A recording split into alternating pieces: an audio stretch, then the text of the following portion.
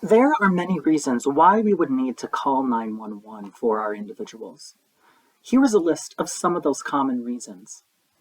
However, if someone needs first aid care and you are unsure of what action to take, always err on the side of being overly cautious. Call 911.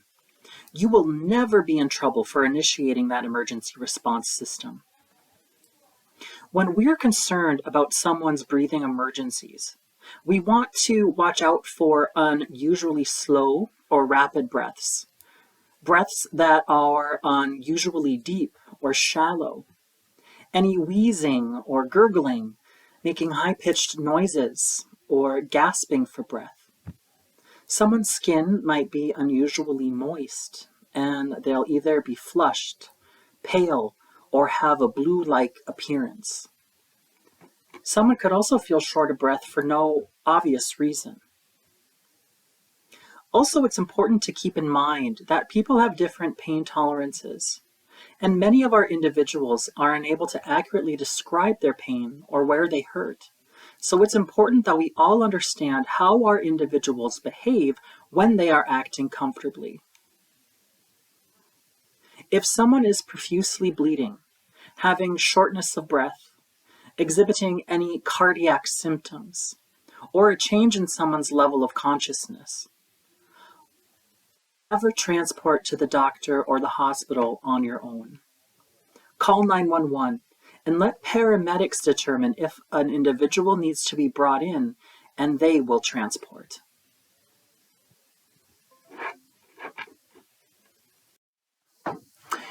If at all possible, we want to send someone else to make a call to 911 while we stay with our individuals.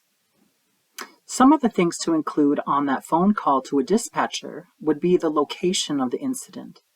So make sure we know where our program's addresses are posted. Perhaps if you're on an outing, are there any intersections or landmarks that can make your location easily recognizable? What type of emergency is it? Do fire, medical, or police personnel need to arrive? How many ill or injured persons are involved? What, if any, care has been given, and by who? And it's also vital not to hang up the phone first. Dispatchers are trained to help you and provide instructions over the phone. They will tell you when it's the appropriate time to hang up. Dispatchers may also just stay on the phone with you the entire time until emergency personnel arrive. It's also important that they have the accurate phone number of the phone that you're calling from.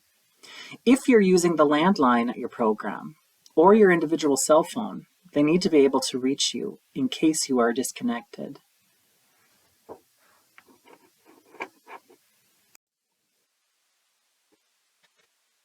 Mild abdominal discomfort is something that is common and is usually caused by something gastrointestinal, such as indigestion or constipation.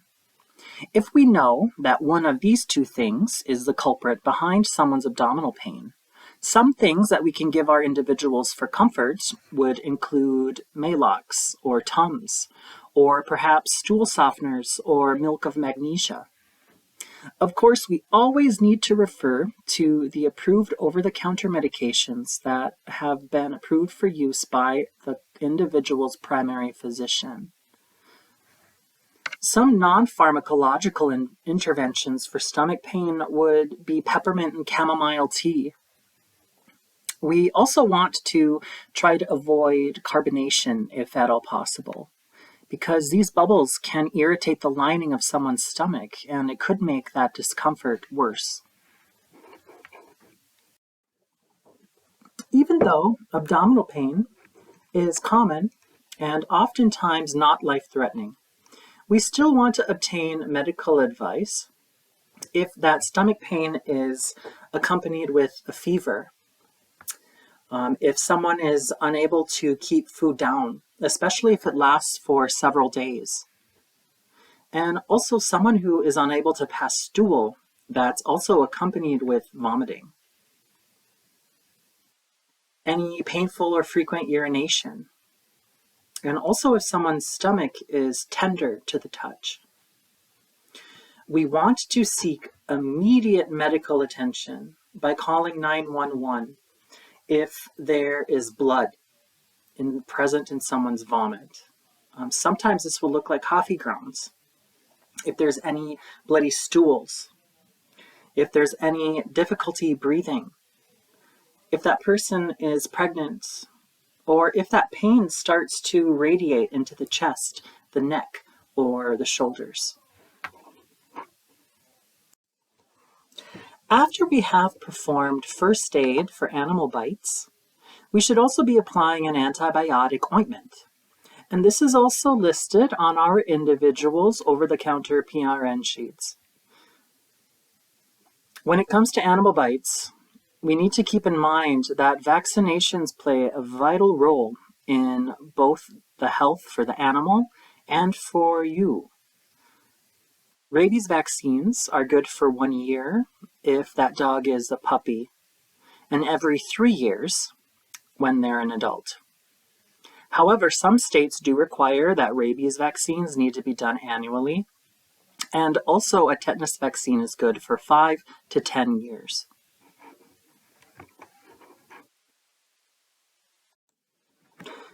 Regardless of the animal that did the biting, we want to always seek medical attention if that bite was strong enough to break the skin and cause bleeding.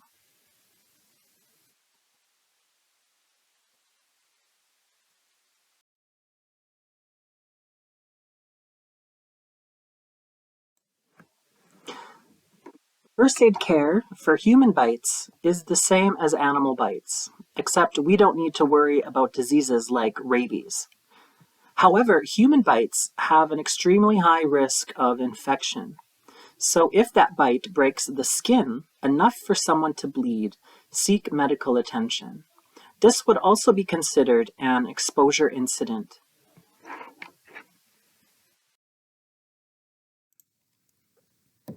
Common blisters that are caused by friction or ill-fitting clothes can simply be monitored and covered with a Band-Aid and an antibiotic ointment. It's important to remember to never pop a blister to drain the fluid out, because that is the most likely time that infection could set in. You want to seek medical attention for a blister if it is caused by a burn or by chemicals.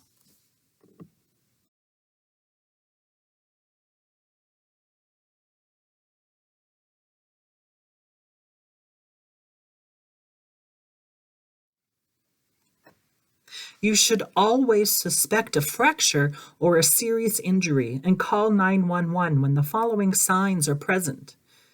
There is a significant deformity in the affected limb. Bruising and swelling are present. The person is unable to use the affected body part normally. Bone fragments are sticking out of a wound. The person feels bones grating, or they heard a snap or pop at the time of the injury. The injured area is cold and numb. Also, if the cause of the injury suggests that the injury may be severe. It's important to never splint a fracture unless you are in a remote area and help is going to be delayed a significant amount of time. The reason that we don't want to splint a fracture is we can cause more damage that way. If you suspect a fracture or a serious injury and you have already called 911, you should stay with the person and keep them from moving the affected body part until emergency personnel arrive.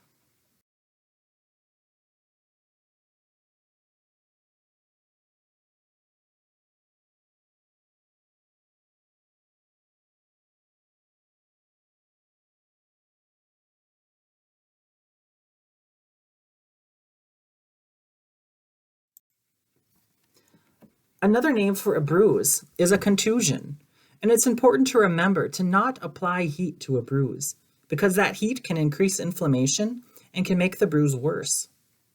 You should also not give aspirin or ibuprofen for a bruise because this can prolong the bleeding time. First aid for bruises include icing the area off and on for the first 24 to 48 hours. You want to apply ice or a cold compress for about 15 minutes every hour, and always put a barrier like a towel or a washcloth between the ice and the skin. Rest the affected area. If possible, elevate the affected area. Remember the acronym RICE, which stands for rest, ice, compression, and elevation. For pain, take Tylenol. You should seek medical attention for a bruise or call 911 if that bruise is accompanied by extreme pain and swelling. The bruise is on the face or the head. You can't move a joint, or you think that there is a possible fracture. When it comes to first aid for burns, the very first thing we want to do is determine what type of burn that it is. There are 3 degrees of burns, and they are determined by the depth of the damage that burn caused to the skin. A general rule when it comes to burn care is we want to first stop the burn, cool the burn, and then cover the burn with a dry, sterile dressing. First-degree burns, otherwise called superficial burns, only damage the top layer of skin, and this is the type of burns that sunburns are. And it's only the type of burn that can be treated with an antibiotic ointment. So to help prevent sunburns, apply sunscreen. The average dose of sunscreen for an adult is 1 ounce, and always remember to check the expiration date on the bottle of sunscreen you're using. Limit time outdoors, especially in the summer, and remember that the warmest part of the day is from noon to 3 p.m. A second-degree burn damages the top layer of skin as well as the second layer of skin, called the dermis. And you can tell the difference between a first-degree burn and a second-degree burn by the fact that there are blisters present. It's important that we submerge these types of burns in standing cool water instead of under running water, because that flow could cause more damage to the skin tissue. Also, do not apply antibiotic ointment to this type of burn, because ointments are petroleum-based and can actually trap the heat of the burn and make the damage worse. And do not break the blisters, because this could lead to infection. These types of burns always need to be seen by a doctor. Third-degree burns are the most serious of all types of burns, but not necessarily the most painful. Sometimes the nerve endings are burnt away. You may see where the skin is charred black, or you may see into the white inner layers of the skin. This type of burn always needs to be seen by a doctor. Call 911 and let 911 transport to the hospital or burn unit. Do not apply antibiotic ointment to this type of burn. You may cover with a dry, sterile gauze dressing. However, third-degree burns need to be cleaned and cared for by trained medical personnel. If a burn is caused by a chemical that is liquid, use lots of water to wash the chemical away, but don't use lots of force, or this can cause that chemical to spread. If it is caused by a dry chemical, put on gloves and brush that chemical away. If a burn is caused by electricity, do not offer assistance until you make sure the electric source has been shut off. Look for both an entry wound and an exit wound. The exit wound is often found on the bottom of the person's feet and is often worse than the entry wound. Both wounds need to be treated as separate burns. Monitor the person's airway, breathing, and circulation. Electrical burns could damage the heart. A burn is considered critical if a burn occurs and the person has breathing difficulty. The burn covers more than one body part. The burns are to the head, neck, hands, feet, or genitals. The burns, other than the very mild one, is to a child or an elderly person. And the burns resulted from chemicals, explosions, or electricity. Critical burns always need to be seen by a doctor. Call 911 for a critical burn. A person's airway is roughly the size of their little finger. And if a person is choking, but they're able to speak or cough, encourage them to continue to cough. If they can no longer cough or speak, stand at the side of the person and use the heel of your hand to give 5 back blows between the shoulder blades. If the object does not come out, stand behind the person, make a fist with your hand, and give 5 abdominal thrusts right above the belly button. Continue these 2 steps until the object comes out or the person becomes unconscious. If they become unconscious, slowly lower to the floor and begin CPR immediately. You can also simply administer abdominal thrusts until the object comes out. If someone is pregnant and you suspect that they are choking, abdominal thrusts can still be given right below the breasts. If the person is in a wheelchair, use the back of the wheelchair as leverage and administer abdominal thrusts. For a cold, get plenty of rest, drink plenty of fluids, and cough syrup may help relieve the symptoms, though they will not prevent or shorten the duration of the cold. Cough syrup should be administered at bedtime if the person is having trouble sleeping because of the coughing episodes. Ideally, cough syrup should not be used during the daytime or awake hours unless it is an expectorant, which means that it thins out secretions so they're easier to expel. Gargling with warm salt water may help if a sore throat is also present, but make sure the person understands the difference between gargling with salt water and swallowing the salt water.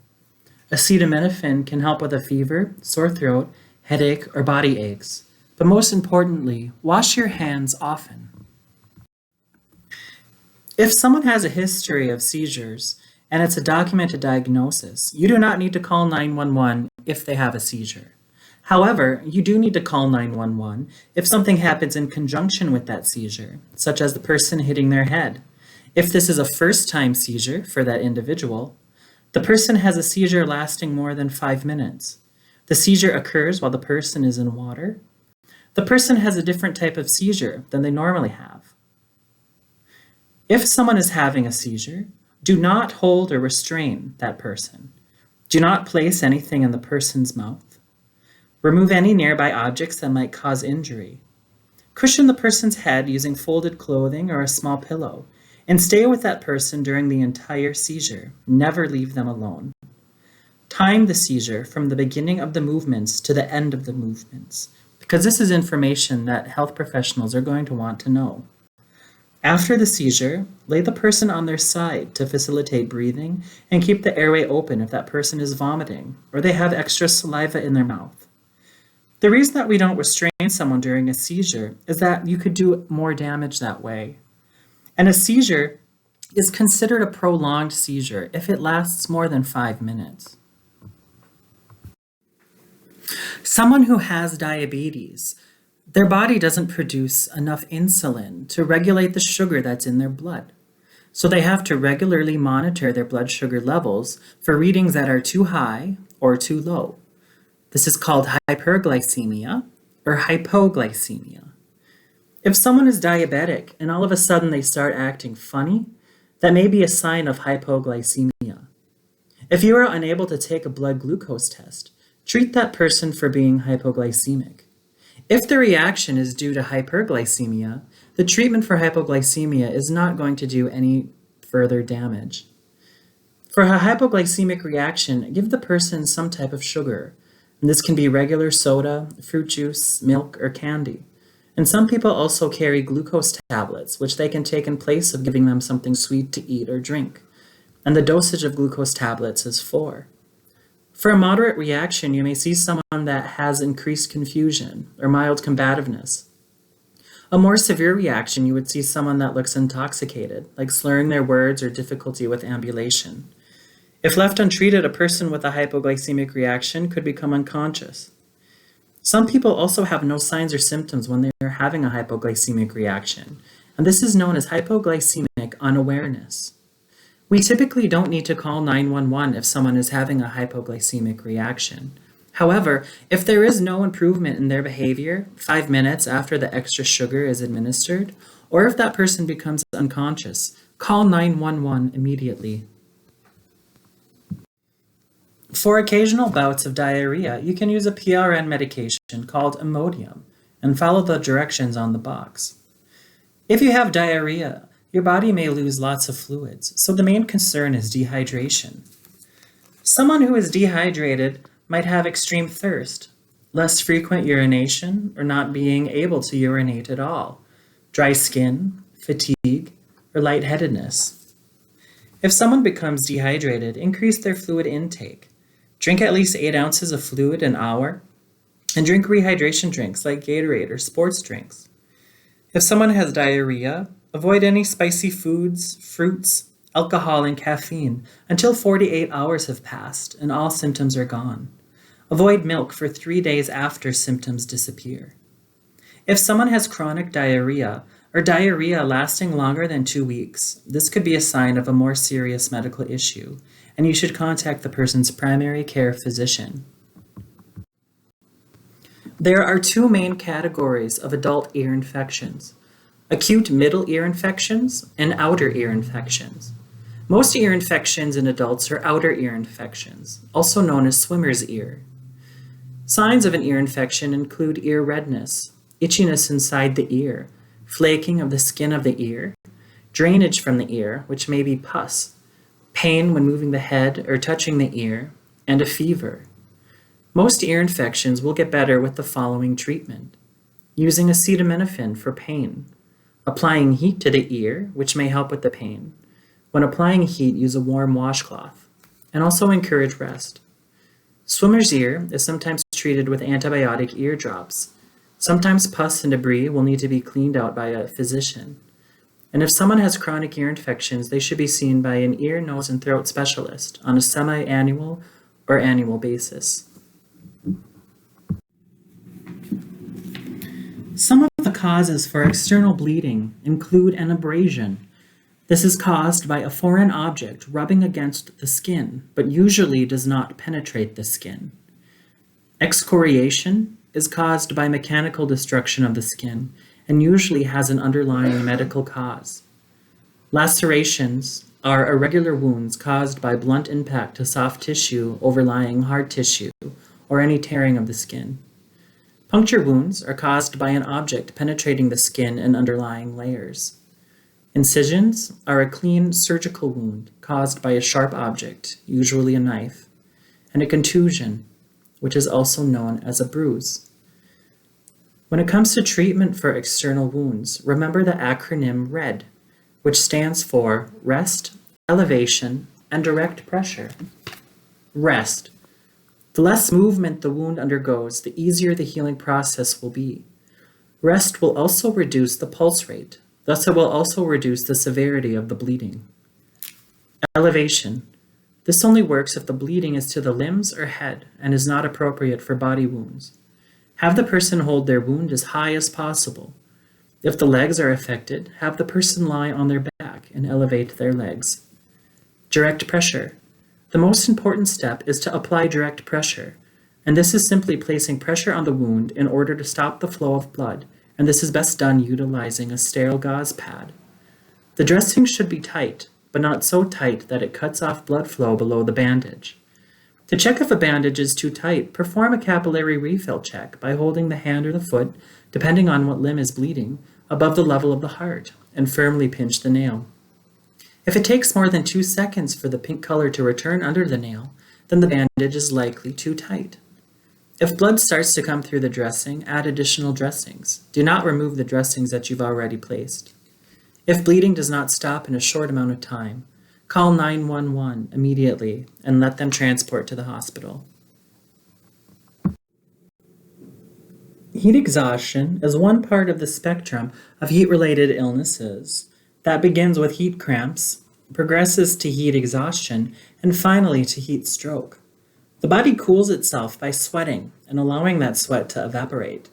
This requires enough fluid in the body to make sweat, air circulating across the skin, and low enough air humidity to allow that sweat to evaporate. Activity in a hot environment can overwhelm that body's ability to cool itself, and this can cause heat-related symptoms.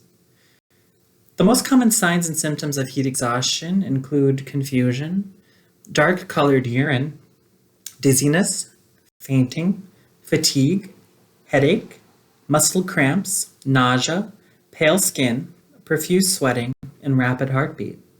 Heat exhaustion is usually not a medical emergency because there's all types of interventions we can do. Treatment for heat exhaustion includes recognizing the symptoms, stopping the activity, moving to a cooler environment, rehydration with water or sports drinks, drink plenty of fluid if they're alert, remove any tight or unnecessary clothing, Take a cool shower, bath, or sponge bath, and apply other cooling measures such as fans or ice towels. You should be able to see an improvement within 30 minutes. If symptoms persist longer than that, seek medical attention. Remember that certain medications can cause a person to overheat very rapidly. Heat stroke is when the core body temperature is above 104 degrees or higher, and the body's cooling system is completely overwhelmed and stops working. Signs of heat stroke include incredibly hot skin, and this is the most common sign. Dizziness and fainting, extreme fatigue, nausea, and if this happens, start drinking water immediately. Vomiting, this is a definite sign of heat stroke. Rapid heartbeat, mental confusion, seizures, lack of sweat, and severe headache. If you suspect heat stroke, you should immediately seek medical attention. Injuries to the eye are the most common preventable cause of blindness. So when you're ever in doubt with eye injuries, err on the side of caution and seek medical attention. For routine irritations, wash your hands thoroughly before touching the eyelid to examine or flush the eye. Do not touch, press, or rub the eye itself. And do not remove any foreign body except by flushing, because of the risk of scratching the surface of the eye. Tilt the person's head over a sink with the affected eye down and gently pull down the lower lid, encouraging that person to open his or her eyes as wide as possible. Gently pour a steady stream of lukewarm water from a pitcher or faucet over the eye. Flush for up to 15 minutes, checking every 5 minutes to see if the foreign body has been flushed out. Because a particle can scratch the cornea and cause an infection, seek medical attention if there is any irritation to the eye after it has been flushed with water. If the object is not dislodged by flushing, seek medical attention. If an object is embedded in the eye, seek medical attention and call 911. Cover the affected eye with a small cup taped in place, and bandage both eyes since the eyes move simultaneously. Keep the person as calm as possible until emergency personnel arrive. If there are chemicals in the eye, flush the eye with lukewarm water for 15 to 30 minutes and seek medical attention. For black eyes, apply cold compresses intermittently, 5 to 10 minutes on, 5 to 10 minutes off. Use cold compresses for 24 to 48 hours, and then switch to applying warm compresses. If there is pain, offer acetaminophen. Prop the head up at night and encourage that person to sleep on the uninjured side of the face. You should seek medical attention for black eyes if there's an increased redness or discharge, there's persistent pain, a change in vision, any abnormality of the eye, and if there's visible bleeding within the white part of the eye.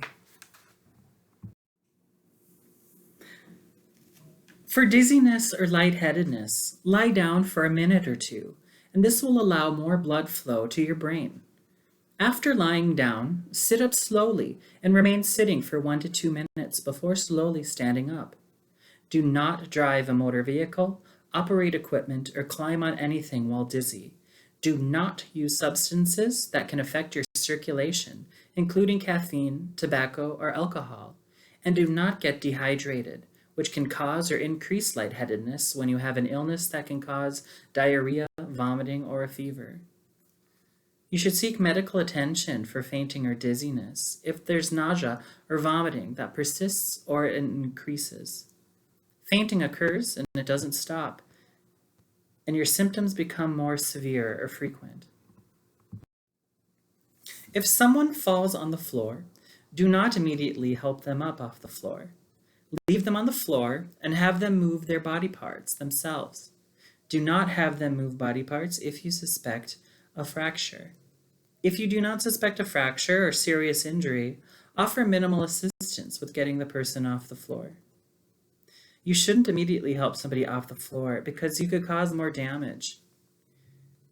What should you do if you suspect a fracture? Call 911 and stay with that person and keep them from moving any body parts and keep that person calm. Head injuries include a concussion, which is the most common type of traumatic brain injury in which the brain is shaken, scalp wounds, and skull fractures. Head injuries may cause bleeding on the brain tissue or in the layers that surround the brain, and symptoms can occur right away or may develop over several hours or days. For a moderate to severe head injury, always call 911. If that person's breathing and pulse rate are normal, but the person is unconscious, treat it as if there were a spinal injury and stabilize the neck and spine. Stop any bleeding by pressing a clean cloth on the wound. If you suspect a skull fracture, do not apply direct pressure to the bleeding site. If the person is vomiting, roll that person's head, neck, and body onto his or her side. It is important to not wash a head wound that is deep or bleeding a lot. Do not remove any objects sticking out of a wound. Do not move the person unless absolutely necessary. Do not shake the person if he or she seems dazed. And do not remove a helmet if you suspect a serious head injury. Some signs of a mild concussion include confusion, clumsiness, headache, ringing in the ear, nausea and vomiting, memory problems, dizziness and balance problems, slowed reaction, and light and noise sensitivity. If these symptoms occur for 15 minutes or less, they can be considered a mild concussion. Signs of a severe concussion include seizures, slurred speech, blood or clear fluid draining from the ear, abnormal eye movement, repeated vomiting, coma, unequal pupil size, walking issues, and weak muscles. Always seek medical attention if you suspect a concussion. Symptoms of frostbite include part of the person's body or skin turning white and hard or black. The person has lack of feelings in that area, and the person is showing signs of hypothermia. If you suspect frostbite, call 911. Until EMTs arrive, get the person to a warm place and remove any wet clothing. Unless absolutely necessary, keep the person from walking on frostbitten toes or feet. Do not rewarm the skin unless you can keep it warm. Warming and then exposing the frostbitten area to cold air can cause worse damage. Gently warm the area in warm water, not hot, or with wet heat until the skin appears red and warm. If there is no water nearby, breathe on the area through cupped hands and hold it next to your body. Do not use direct heat from heating pads, radiators, or fires, and do not rub or massage the skin or break any blisters that could form, because you could do more damage to the underlying tissues.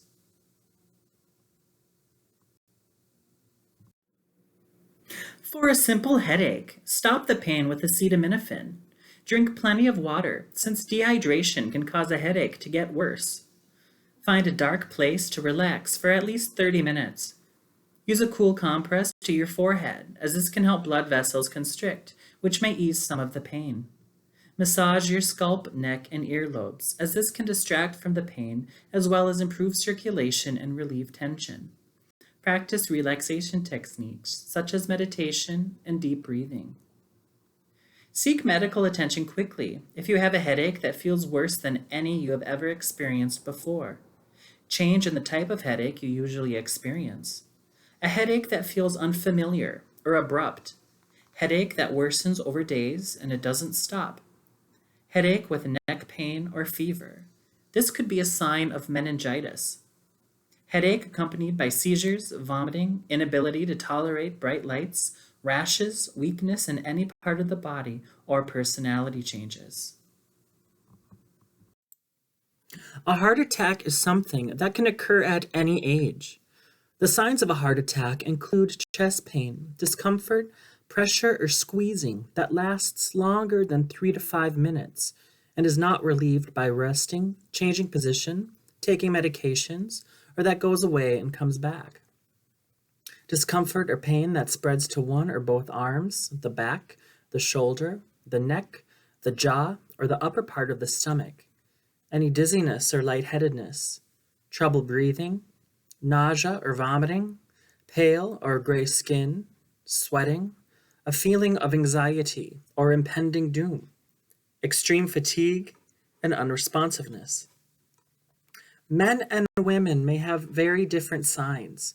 Men often have more of the pain associated with a heart attack, such as the chest pain, more classic symptoms. Women's symptoms can be so vague and nonspecific that they may have signs or symptoms lasting for hours, days, or even weeks leading up to the heart attack. If you suspect someone had a heart attack, the first thing you need to do is call 911. Give the person 4 low-dose 81 milligram aspirin tablets or 1 full-strength 325 milligram tablet, only if they are responsive and able to take aspirin. Have them break the aspirin apart with their teeth and chew to swallow. We don't have them swallow the aspirin with water because it will take too long to get into their bloodstream that way. You want to loosen any tight clothing. And if the person is prescribed a medication for chest pain, oftentimes nitroglycerin, assist that person with taking their medication, which is a small pill that dissolves underneath the tongue.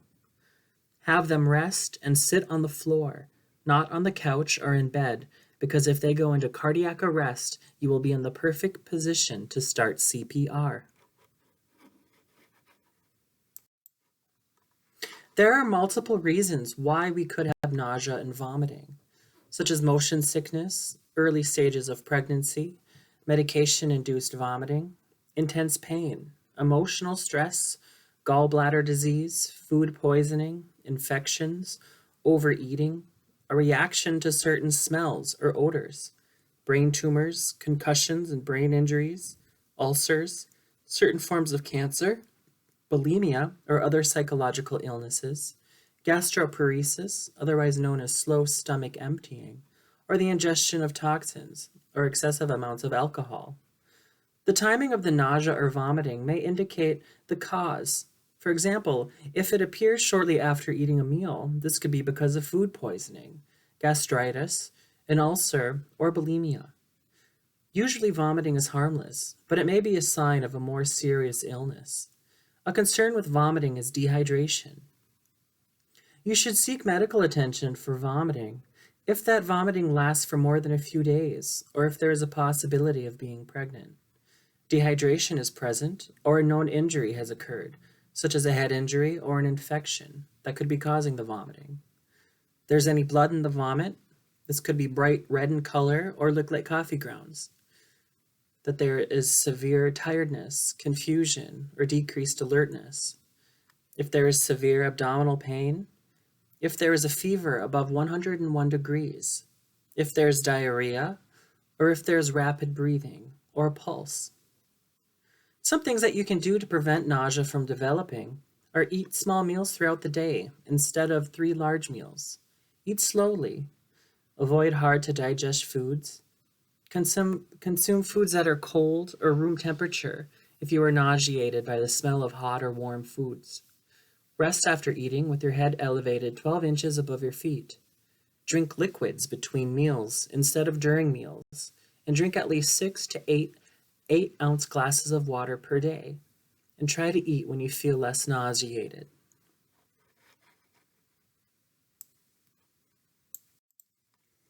For nosebleeds, pinch the soft part of the nose firmly between the thumb and forefinger, just below the end of the bone. Have the person sit with their head slightly forward and breathe through their mouth. Never tilt the head backwards, as this may cause vomiting or choking. And if the nose is still bleeding after 10 minutes, seek medical attention. Do not wait 10 minutes if that person is on aspirin therapy, Coumadin, warfarin, Jantoven, Plavix, etc. If you suspect someone has been poisoned, call poison control immediately. Their number is located on this slide and on the inside cover of any phone book. Water can be given to dilute the poison if that person is conscious and able to swallow. Do not induce vomiting unless you have been instructed to do so by poison control. Anything burning going down the esophagus will also burn coming up the esophagus. There are 4 main types of shock: psychological shock, circulatory shock, anaphylactic shock, and toxic shock. For psychological shock, you want to have the person lying down and elevate their feet 10 to 12 inches. When they sit up, have them do so slowly and pause for a minute or two before they stand up again. For circulatory shock, have the person lie down and elevate their feet 10 to 12 inches. Control any external bleeding and help the person to maintain normal body temperature by covering them in a blanket. A person is often very cold, even if it is warm and sunny outside. Do not give the person anything to eat or drink, even though they often are thirsty. This could become a choking hazard if they become unconscious, and it is also possible that they may need surgery if that shock is caused by internal or external bleeding. It's important to always call emergency medical personnel if you suspect circulatory shock. The treatment for anaphylactic shock is call 911. Have that person sitting up because that is the easiest position to breathe. Administer epinephrine if available. If an EpiPen is not available, try to administer Benadryl if this is available. The treatment for toxic shock is to call 911. That person needs to be seen immediately and started on IV antibiotics. Symptoms of a stroke include sudden trouble speaking, trouble ambulating, confusion or vision problems, loss of balance, a sudden headache, dizziness, or sudden numbness or weakness in the legs, arms, face, or one side of the body. Stroke symptoms usually come on abruptly, but may occur gradually over a period of hours. If you suspect a stroke, remember the acronym FAST. F. Look at their face and have the person smile. Look for any drooping or for their smile to be asymmetrical. A. Have them hold out their arms and look for weakness on one side. S. Say a simple sentence and have them repeat it back to you. Listen for any slurring of their words. And T. If you notice any of the above, note the time that those symptoms began and call 911 immediately. To remove a tick, use fine-tipped tweezers. If you don't have tweezers, put on gloves and use your fingers. First, grab the tick as close as you can to its mouth. This is the part that is stuck in your skin. The body of the tick will be above the skin, and do not grab the tick around its swollen body because you might push infected fluid into your body. Pull the tick straight out until its mouth lets go of your skin. Do not twist the tick because this may break off the tick's body and leave the head in your own skin. Do not try to smother a tick that is attached to your skin with petroleum jelly, nail polish, gasoline, or rubbing alcohol, as this may increase your risk of infection. Do not try to burn the tick while it is attached to your skin. And put the tick in a dry jar or a Ziploc bag and save it in the freezer for later identification if necessary, if the bite does not go away. Wash the area of the tick bite with warm soap and water. If a bite becomes extremely irritated, apply antibiotic ointment and cover it with an adhesive dressing. After you remove the tick, wash your hands well with soap and water. If the redness increases or the swelling increases, be sure to seek medical attention. A normal body temperature is 98.6 degrees Fahrenheit or 37 degrees Celsius. A temperature is considered elevated if it is above 100.4 degrees Fahrenheit. Normal body temperature varies by person, age, activity, and time of day. Your body temperature is usually highest in the evening, and it can be raised by physical activity, strong emotions, eating, heavy clothing, high room temperatures, and high humidity. Infections are the most common cause of elevated temperature. If a fever is mild and no other problems are present, no medical treatment is required, but you may want to drink fluids and rest. Things that you can do to reduce a fever is do not bundle up someone who has the chills. You want to remove excess clothing or blankets. A lukewarm bath or sponge bath may help cool someone with a fever. Do not use cold baths or alcohol rubs because these cool the skin but often make the situation worse by causing shivering, which then raises the core body temperature. You want to drink cool liquids as tolerated, and also give acetaminophen to help reduce the fever. Seek medical attention if that fever lasts longer than 48 to 72 hours in adults. If anyone has a fever over 105 degrees, unless it comes down readily with treatment and that person is comfortable. Also, if there are worrisome symptoms such as irritability, confusion, difficulty breathing, stiff neck, inability to move an arm or a leg, or it's a first-time seizure.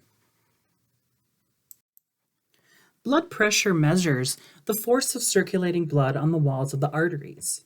Blood pressure is taken using two measurements: systolic, measured when the heart beats, also when the blood pressure is at its highest, and diastolic, measured between heartbeats when the blood pressure is at its lowest. To take a blood pressure manually, have that client sitting up or lying down. If sitting up, make sure the feet are flat on the floor without the ankles or legs crossed. Have the person resting with their arm and place the cuff on the upper arm with the arrow in the crux of the arm. Turn on the machine and it will quickly tell both the blood pressure and the pulse. You can take a pulse using your fingertips pressed against the radial artery, but be sure to not use your thumb because you'll feel your own heartbeat. If you're unable to take the pulse with your fingertips, you can take an apical pulse by listening directly to the heart using a stethoscope.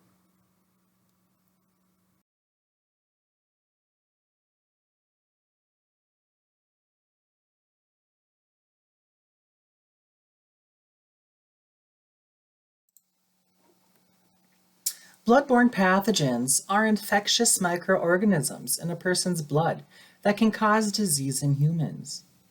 The three that we are going to be most concerned about today are HIV, hepatitis B, and hepatitis C. HIV stands for the human immunodeficiency virus. It harms your immune system by destroying the T cells that fight infection, which leaves you susceptible to all different types of infections, especially rare infections that someone with a normal strength immune system would be able to fight off. Hepatitis B and hepatitis C are two viruses that attack the liver, causing inflammation and fast-acting, as well as possibly long-term chronic liver diseases.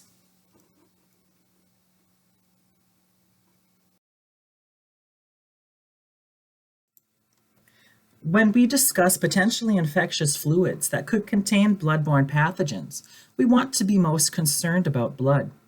There are multiple routes of transmission of blood-borne diseases, including sexual and surgical medical reasons.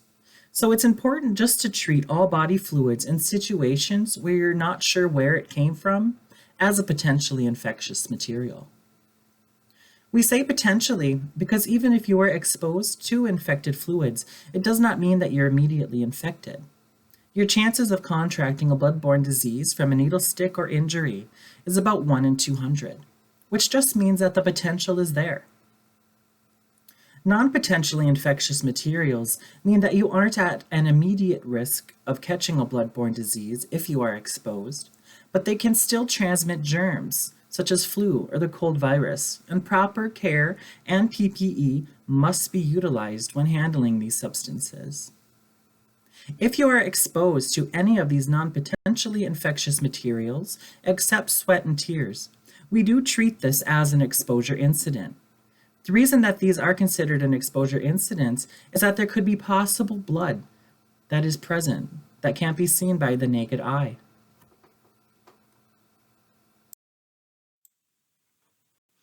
Just like in zombie movies, everyone wants to avoid being infected by the virus. And how that's done is blood or infected body fluids are directly introduced into the bloodstream. Methods for exposure would be needle sticks or cuts, infectious materials coming in contact with the mucous membranes of the eyes, nose, mouth, or of broken skin, bites, or any splashes and punctures caused from daily cares. Examples of ways you could be exposed in the workplace include performing first aid or personal cares, and you come in contact with someone else's body fluid, and you have cuts on your hands or hangnails. If someone bites you and the skin is broken. If someone spits at you and enough of that saliva gets in your eyes or your mouth. Perhaps you're doing an AccuCheck or administering insulin, and you accidentally poke yourself with a needle or a lancet that has someone's blood on it. Accidents do happen, and if you are unsure if the incident is considered an exposure, always report it. Err on the side of being overly cautious.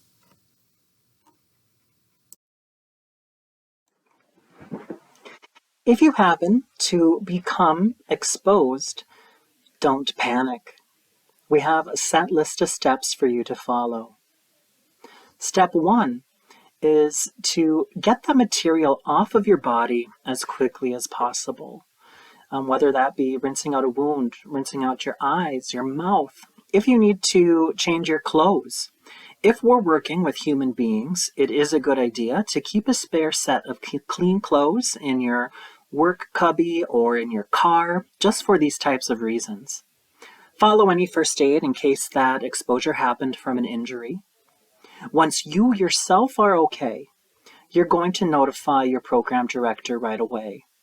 If your program director isn't available, any of the senior directors are available to assist you if you call the main office. Within 24 hours, you're going to fill out an exposure incident report.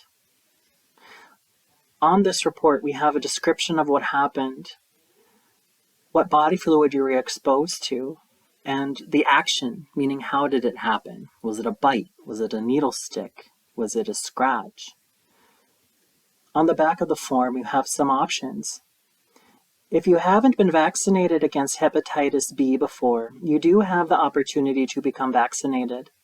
The hepatitis B vaccine is a series of 3 shots. One is given immediately, the next is 1 month later, and the last is given in 6 months to slowly build up that immunity. You can also choose to have your blood tested or have the individual's blood tested. If you choose to have your blood tested, you'll be tested twice over an extended amount of time for HIV and hepatitis B. If the individual's blood is tested, they will be tested only 1 time for HIV and hepatitis B. And if they're negative, it's just assumed that you are negative as well. That being said, all of our individuals' medical history are freely accessible to the staff that care for them. So if there is a history of bloodborne pathogens, that information is not hidden from you. And of course, DRCC will pay for any costs, any testing, any vaccinations that would result from an exposure incident at work.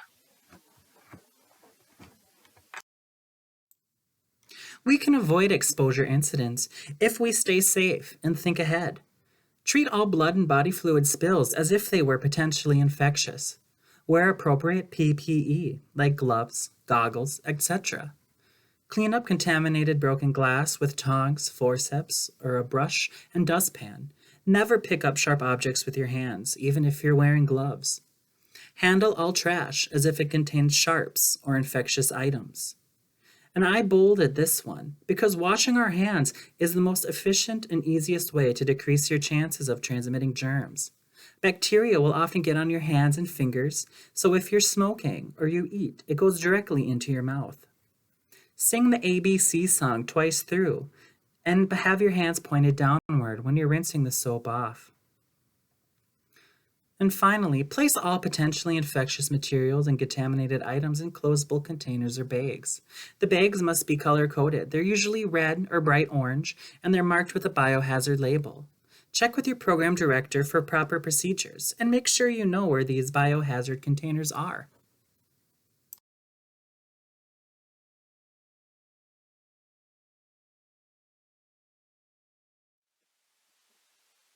When you are preparing medications, this should be your top priority.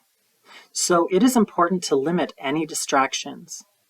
It is perfectly acceptable to ask a coworker to assist you with your duties, or to tell an individual that they may need to be patient and wait while you focus on preparing medications. With each medication that you are passing, you need to consider the 5 rights of medication administration. Those are the right dosage, the right route, which means we know how that medication is administered, the right time. At DRCC, we have an hour before and an hour after window that medications can be administered. If it is given outside of that time frame without prior approval from a licensed individual like a nurse or a pharmacist or a doctor, that would be considered a misdose and a medication error. We want to make sure that we are checking for the right person's medications and also the right medication name. We review these 5 rights of medication administration by comparing the label of that particular medication to the information that's presented to us on the MAR. And we want to compare the MAR to the label a total of 3 times with each medication that we set up. The only medication that we do not need to wear gloves when administering are oral pills and liquids.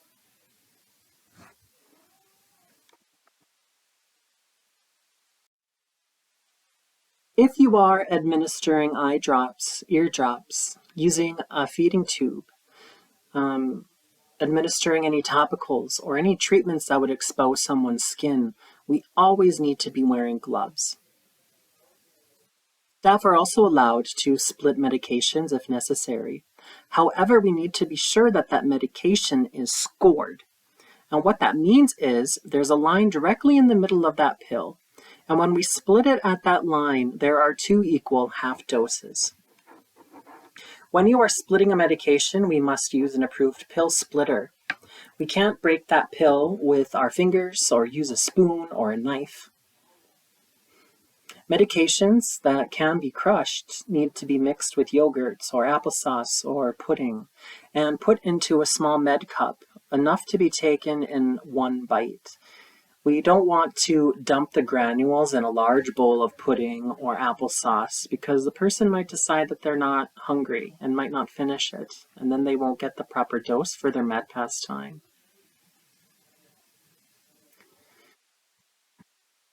Because not all medications are able to be crushed, we can find out all about medications by looking into a nursing drug guide handbook. We can also look at the computerized printout sheet that come from pharmacies. And also feel free as a staff for DRCC to call the pharmacist and ask them any questions. They are used to receiving calls about medication administration.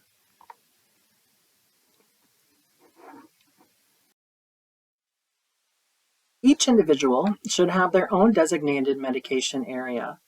This could either be a separate shelf or a drawer or a cabinet. However, everything must be clearly labeled with their names, and all medication storage areas need to be kept locked at all times. And the keys to those areas are either in our pocket or they're stored in your program's office.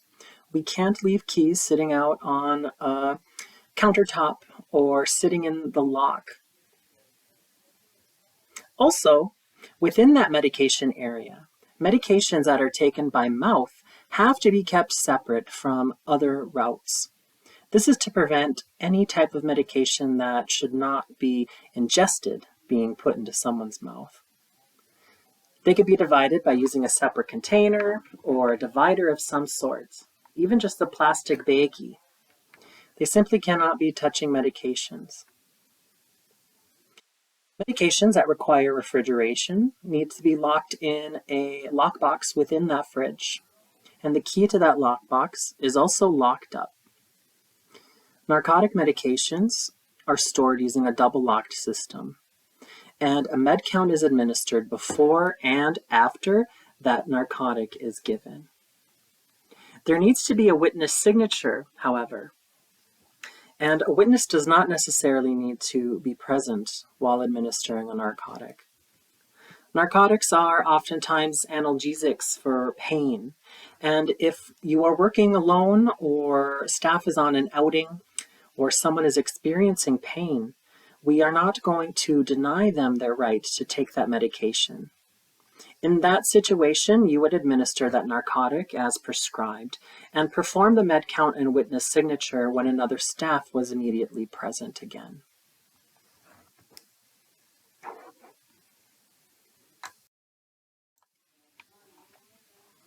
Everyone has a right to refuse their medications. If someone doesn't want to take their meds, simply explain how those meds are going to be beneficial and give them space to cool down. Approach the subject again, and if they are still refusing, simply take any prepared medications and put them in an envelope properly labeled and placed in their medication storage area to be properly disposed of. On the MAR, you want to put a capital R where your initials should be placed. We're going to write a medical note explaining that situation, and we also need to write an incident report anytime a medication is refused.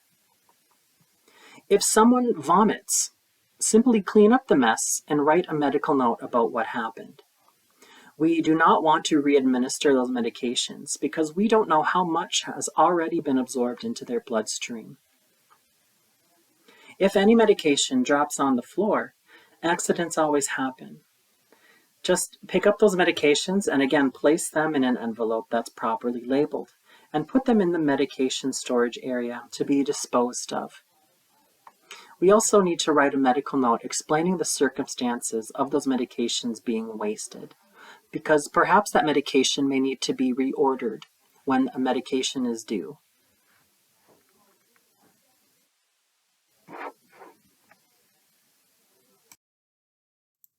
When a medication is due, we need to remember that there is an hour before and an hour after window that medication can be administered. If you do not have prior authorization from a nurse or a doctor to give outside of those parameters, it is considered a medication error. If you administered a double dose, missed a dose entirely, or given medications to the wrong person, these are also considered medication errors. You need to notify your program director immediately, and also notify a doctor, a nurse, or a pharmacist to get some direction on what to do next. And you also need to fill out an incident report. Incident reports are located on Staff Resources in the Medical Documents tab. They're all online and easy to fill out and print. There are all types of reasons why we need to fill out an incident report, and they are all listed on the form itself. Typical standard of this form is explaining what happened, the staff response, any doctor recommendations, and who all you notified. Incident reports go to your program director, the case manager, their guardian, the program manager, and myself.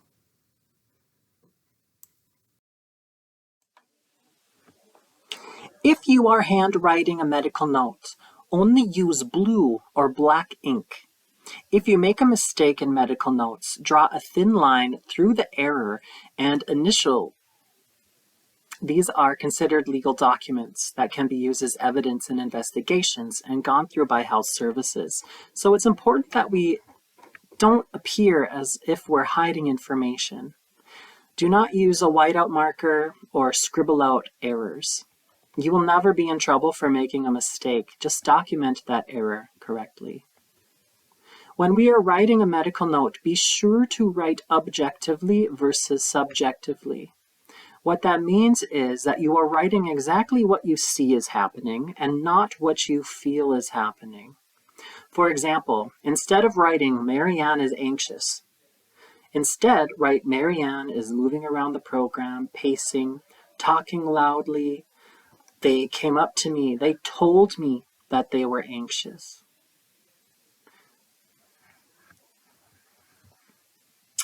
If you are the person that brought an individual to their doctor's appointment, you also need to write a medical note about that appointment. We also need to write a medical note if you have administered a PRN medication.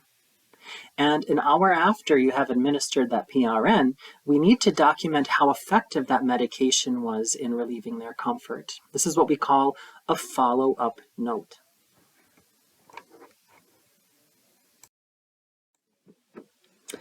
If you have any questions at all regarding the content of this presentation, please feel free to contact me using any of the methods listed above. Please fill out the accompanying quiz.